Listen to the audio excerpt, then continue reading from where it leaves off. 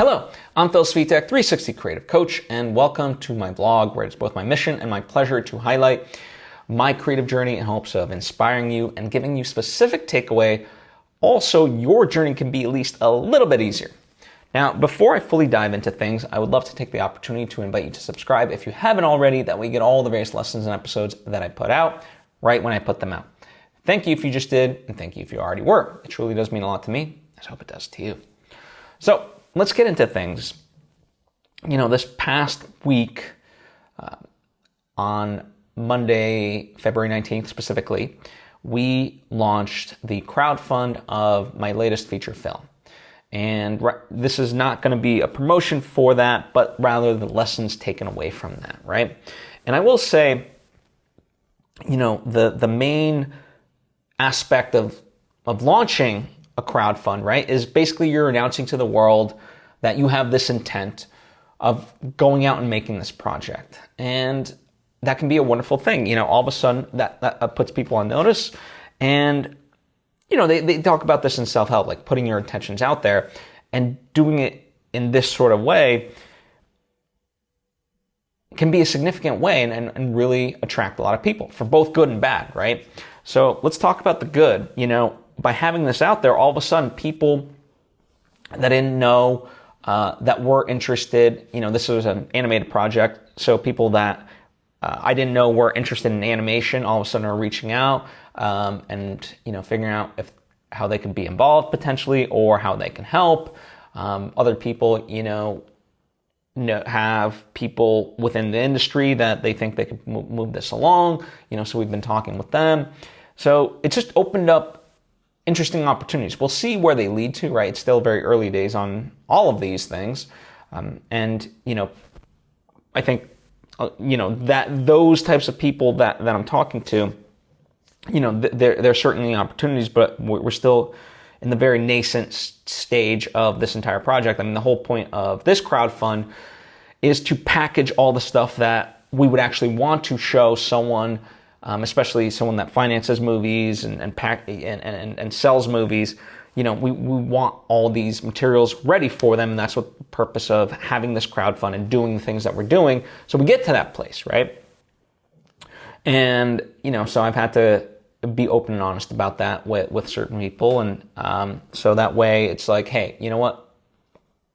I appreciate it, but let's hold off for a little bit, if you don't mind, because again, I don't want to present something to you that I know is subpar because we're not there yet, But the point being overall that just there's opportunities coming left and right. And part of your responsibility is to always, like I like to kind of hear things out and see what could fit. And some stuff might also be amazing but at the same time, it might not be the right fit. And so you kind of have to, use your own judgment of, is this just an opportunity that you'd be chasing, or does it sort of take away and detract from the project? Because there is a power in saying no to certain things, right? And you don't obviously have to be mean about it, but it can be easy to get distracted, and that distraction takes away from the project, right? So there's also that balance of it. But overall, having opportunities come to you is a wonderful, wonderful thing. And the privilege of getting to say no to certain things, as I use that word, is a privilege, right? That's a place you want to be in. That's the high caliber problems, champagne problems, as they say, or whatever else. Now, on the flip side, it's interesting, sort of the riffraff that comes out of the woodwork that, like essentially just scammers in many ways. There's so many people of like, hey, we promote crowdfunds, and, hire us and we'll get you, $1 million. And I'm like, okay, well, what's the cost? It's like, it'll cost you $50,000, but we'll get you $1 million. I'm like, okay, well, how about this? You take 40% of that $1 million and, I don't pay you a single dime.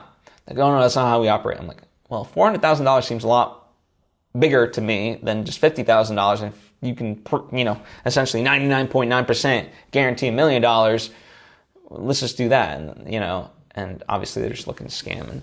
And, so, there's all kinds of interesting people that come out of that. And so, you try not to waste your time on that and just kind of keep it moving, sort of a thing.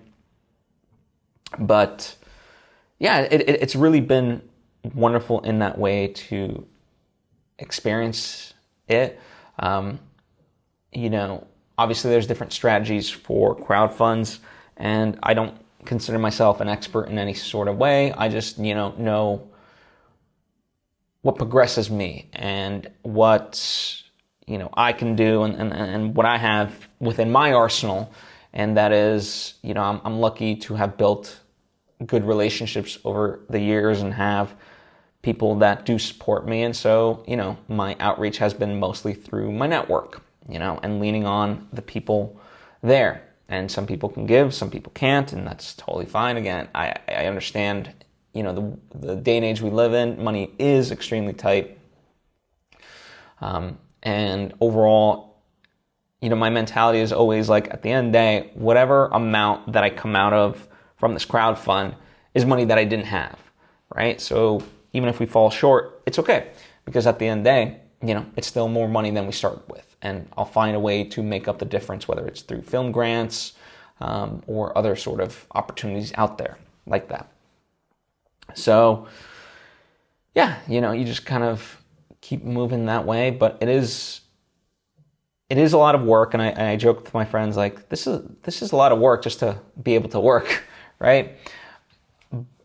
And amidst this, we've been continuing the creative side of the whole project, right? Revisions on character designs. As I said, this is an animated movie, so right now we're doing a lot of character designs, a lot of obviously like vehicles and props and gadgetry and so forth, all that stuff. And one of the things that I talked about a little bit last time, but this desire within me to want to get back to the full story as well, because so this whole project, this whole crowdfund, as I said, we're essentially doing all of it to create this material, to package it, to be able to pitch. And part of that is like, a 2-minute teaser of what the story and the visuals would be. Well, that's just a 2-minute piece, right? And that obviously takes a lot of effort to do this. But I also know, the full feature is not quite there yet, and it needs revisions. But because of the nature of everything else, I've, had to kind of put a pin on that.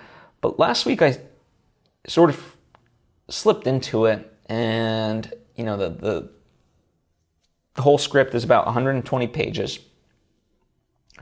And so I said to myself, okay, well, I'm only doing revisions, which is easier, obviously, than writing from scratch. So if I just approached it at 10 pages a day, that's only 12 days. Like, that's, 10 pages a day. That's fairly doable. And obviously some 10, each grouping, each of those 12 days can be easier or harder depending on how many revisions need to happen within any given within any day. A lot of changes, were made in just the first opening act, but now I'm past that opening act and well into the second act. Not well in, I'm about like 45 pages into the whole thing. So obviously still a ton left, but it creates momentum and things like that. And so, yeah, I'm kind of just approaching it in that way, and it's been fun to get back into the story and going from there. I've also had sort of like mini rehearsals with 2 of the actors involved. One is someone who's on the project as a collaborator and has been there since the beginning. This is Sarah Stratton. I've talked about her in the past. She's been in all my movies, tremendous talent, and not only that, but knows story. And she's been helping shape the whole script from the get-go, right? So, but I knew heading into this project, like we've been talking about so many different things, especially in the past, month or so. As I said, we've been talking about character designs and yada, yada, yada, that I felt it was important for her and I to also talk about her character for the upcoming shoot. And when I say shoot, by the way, just for full clarification, the way I'm operating this movie is that I want to film everything with a live action reference, go shot by shot and so forth, that gets edited together and then sent to the animators so they have that reference of performance and movement and so forth, right? And so I knew that that's important, and I wanted to give her and I time to really talk about that and, let her sit with it. So that way she had time to process and, come up with questions as time went on and so forth. And same thing with, the next person who, isn't part of this core foundational group, just going to be an actor with this, but I felt it was important for her and I to, talk about it, because in fact, a lot of the teaser itself relies heavily on this person. And so I wanted to make sure we gave it the proper preparation. And, each actor has a different method and things like that. And for me, my biggest goal as a director is always to get people just off script as quickly as I can, because that's when I can start to mold the performances way easier, right? And so what we did was we kind of went through the script and just, did essentially a table read over and over. It's a teaser, so it's short. And rather than read like everything normally with a table read, you read the slug line, which is the location, the action lines of like, what's happening. She moves this way, he moves that way. He takes a sip of water, he jumps in the water, whatever it may be, right? And then when it gets to the characters, they speak their lines of dialogue. Well, for the purposes of this, it was like, let's just omit everything else and we'll just go through the dialogue, right? Because it makes sense in the way that the teaser is, right? So it works. And we did that a couple times with just very light direction in terms of how the performance should be shaped. And each time, she would start to understand and learn the words better. And when that happened, when she, now knew the words, I was able to then hone the performance. And for something like this, it's so specific, like a teaser itself has such few lines of dialogue overall. And you want it to be so super specific. But normally, right, like when a trailer's cut, you're taking it from the finished movie. This, we're kind of essentially, working backwards. We have to create these like small moments, but they're pulling from a whole, and so and yet they have to kind of work as a standalone for the teaser. So, there might be certain choices made specifically for this teaser just by the nature of it that wouldn't necessarily fit for the film itself. But again, because it's just a representation of what the movie will ultimately be. We're not saying like, hey, these are all the scenes from the movie, right? Anyway, the point being that it's very difficult. You have to really finesse those performances down to, specificity where each word essentially has this weight and is spoken in a certain way, right? Is it angry? Is it sad? Is it loud? Is it quiet? But you never want to do line readings for somebody, right? And a line reading is where you essentially say the line of dialogue in the way that you would want it to be said. And then basically you're just trying to force them to mimic at that point rather than really drawing it out of them. And the reason why you don't want to just give them line reading, because it's inauthentic, right? They're just mimicking something as opposed to having it come natural. And when they can actually tap into that, they will deliver a performance that is believable and just elevated, right? And so what I found for me with this was when you add, like oftentimes when you add physicality to performances, meaning you give them what it is that they're doing and then provide them with enough subtext, or just you want to overwhelm them, but you provide them with the subtext and give them actions to go with, that helps shape the performance. And what I mean by this is, as we were doing the rehearsal, there's a difference when, she kind of leaned back and was delivering the line. And I said, for this, imagine that you have your hand on the shoulder of your best friend. And you're essentially, trying to get them to have that aha moment that that they've thought about X, Y, and Z, but they're just too scared to say it out loud. So you're going to do that for them. And just the act of, instead of leaning back, but by having them think that they're putting their hand on their best friend's shoulder, it changed the performance, right? And it got it to such a level that I was seeking, right? And that was fun to really see. And again, this happened once we started getting off script, meaning we no longer had to look at the script. Instead, it was just self-ingrained. And so, that also helps, right? coming at it much more naturalistically in that way. And so that was a joy to watch, and within, 30 minutes, we went from,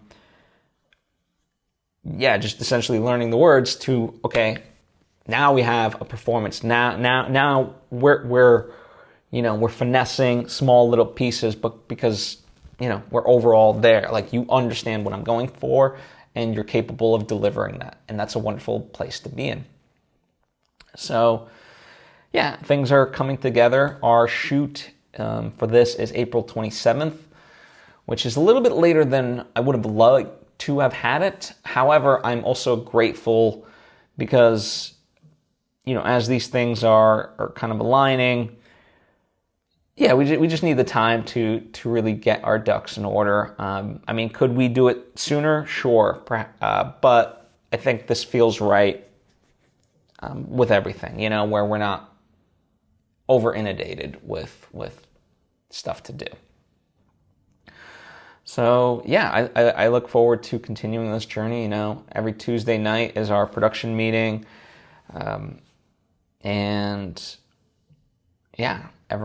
Everyone contributes tremendously, and it's wonderful to see this thing coming together. So, that's about it. Of course, there's other stuff on the side. And, it's funny, one of my friends who I also get to work with, Danielle Robay, she has this podcast called Pretty Smart, which I work on, and in it she was talking about, her year this year is really coming down to, she's someone who loves saying yes to people and yes to things because it can lead to interesting experiences and obviously opportunities. But this year she's really having to learn how to navigate and say no to certain things. And, outside of this movie, there's kind of things coming my way and, just people and projects, and, I have to sort of find my place within that as well, because there's, just this project in and of itself could certainly be more than a full-time job. But it's not, because, I think one of the things that I often talk about is we as artists, we can't feel entitled to, it would be nice to make a living off the art we create and have that be a full-time job. But until that happens, if it ever happens, certainly for me, I don't feel like I'm owed anything. And so I know very much, with my 9-to-5 and my side projects, that's what fuels this. That's what allows for this. And, sometimes that can leave you a little bit tired. sometimes that can, eat at your hours to be able to do that. But, if you truly love it, like, I don't know, for me, this is the only way I know how to do it, is just to find the opportunities. And, the hope is, sure, one day it would be amazing if someone saw my work and was like, okay, cool, you know what, we want you to do this full time, and I get underwritten by a studio, and, shit, like, if I become like the next Christopher Nolan, like, what a dream that would be, right? But I make no bones about it. I'm like, okay, that means I gotta do the work and so forth. And even if that never happens, just the fact that I do get to, I put myself in the position where no matter what, I find a way to make the movies that I want to make. That's the victory, right? It truly is. So, that's been the wonderful thing. I will say, just kind of like, I have yet to have a successful grant application. And this year, I would really like to be able to submit for a grant and actually get some money. And I say that because if anyone out there has actually managed to write a successful grant application, I'd love to hear from you. I truly would. That's the piece of the thing that I haven't cracked yet. Also, one final thing before I sign off. My second feature film, A Bogota Trip, that's been finished for a while and did its festival circuit, meaning it's a film festival and, where it plays in various festivals and people can see it and so forth, but it's obviously a very limited way to see it. You want people to, the most amount of people to see it, right? And because of the strikes, it kind of, meaning the actor strikes and the writer strikes, it put the whole industry in kind of a kerfuffle. And certainly it, changed up the distribution plans of our movie and stuff like that. But we are now in the final stages of, finalizing where it's going to play on digital platforms and so forth. So I don't, I'd love to say it's a matter of weeks, maybe a month or two. I don't quite know. I'm sort of announcing something that isn't technically, shouldn't be announced. But, I know internally for me, I am very excited to bring this movie finally that got completed in 2022. I'm excited to bring it to audiences in a big way and have it out there on digital platforms, whatever these digital platforms end up being, whether it's one or two or whatever they may, we'll see ultimately. But it's an exciting prospect that we're like near the finish line. I don't have the timeline, but we're near the finish line.